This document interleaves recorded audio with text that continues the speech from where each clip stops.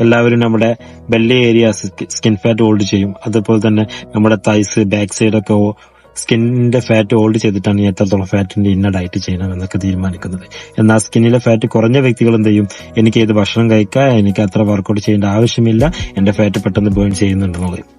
ഒരിക്കലും നമ്മൾ സ്കിന്നിന്റെ ഫാറ്റിന്റെ മെഷർമെന്റ് അടിസ്ഥാനത്തിലല്ല നമ്മൾ വർക്കൗട്ടും നമ്മുടെ ഡയറ്റ് പ്ലാൻ ചെയ്യേണ്ടത്. ഈ ഫോട്ടോയിൽ കാണുന്നത് ഒരേ സിമിലർ വെയിറ്റ് ആണ്, ഒരേ വെയിറ്റ് ഉള്ള ആളുകളാണ്. സ്കിറ്റ് സ്കാനിങ് റിപ്പോർട്ടാണിത്. ഇതിൽ ഒരു വ്യക്തിക്ക് സ്കിന്നിന്റെ ഫാറ്റ് കൂടുതലും ആ വ്യക്തിക്ക് തന്നെ ഉള്ളിലുള്ള നമ്മുടെ അബ്ഡമൻ ഉള്ളിലുള്ള വിസറൽ ഫാറ്റ് കുറവുമാണ്. എന്നാൽ മറ്റൊരു വ്യക്തിക്ക് സ്കിന്നിലെ ഫാറ്റ് കുറവും വിസറൽ ഫാറ്റ് കൂടുതലുമാണ്. ഈ വിസറൽ ഫാറ്റ് എന്നത് ഒരിക്കലും നമുക്ക് കാണാനോ അല്ലെങ്കിൽ നമുക്കത് ഫീൽ ചെയ്യാനോ കഴിയില്ല. കാരണം അത് അബ്ഡമൻ മസിൽസിന്റെ ഉള്ളിൽ കാണപ്പെടുന്ന ഓർഗൻസിന്റെ ഉള്ളിൽ കാണപ്പെടുന്ന ഫാറ്റ് ആയതുകൊണ്ട് തന്നെ നമുക്ക് ആകെ ഫീൽ ചെയ്യുന്നതാണ് നമ്മൾ സ്കിന്നിന്റെ താഴെ സബ്ക്യൂട്ടറി ഫാറ്റ് മാത്രമേ ഫീൽ ചെയ്യുകയുള്ളൂ.